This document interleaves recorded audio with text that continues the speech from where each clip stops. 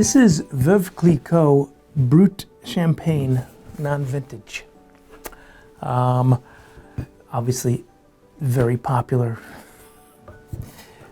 iconic bottle, right, with the orange label, I guess, which for some odd reason they call yellow label, but looks orange to me. This is a wine that's made, as all Brut non-vintage champagnes are made. They blend together the different grape varieties, and they use wines. They blend in wines from previous vintages, right? So that's why it's a non-vintage wine. Every year they harvest, and in a good year they declare a vintage and they make a wine that's all grapes from that vintage. But their regular Brut non-vintage is a wine that they make to reflect what they call a house style. So they have wines from previous vintages that they can blend together with the current vintage to make a wine that's very consistent year after year whenever they release it. Clicquot's wine is about half Pinot Noir, then about 15 to 20% Pinot Meunier, and the rest Chardonnay.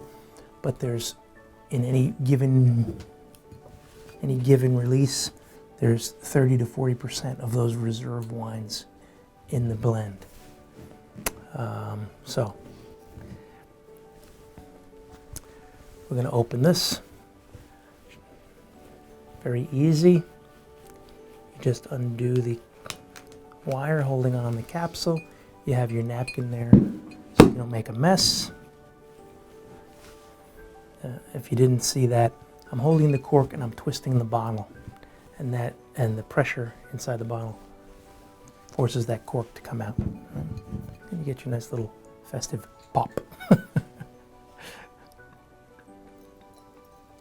I have two glasses here, so we can talk a little bit about what kind of glass you use for champagne. The flute is a very traditional glass, and people are getting away from it because they say that it doesn't allow the wine to open up enough. You don't get enough of the aromas, intensity, and that's probably true.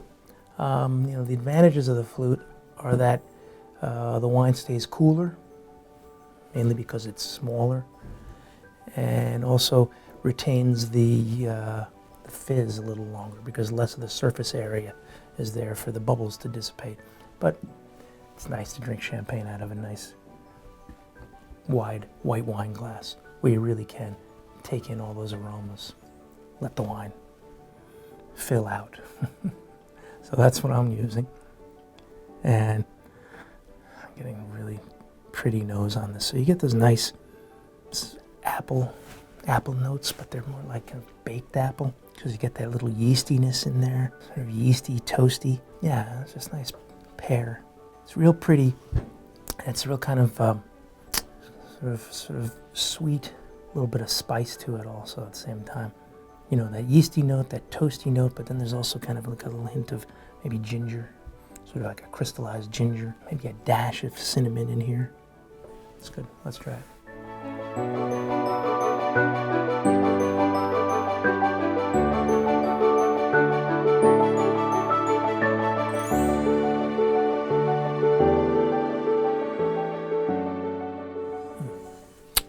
Really nice.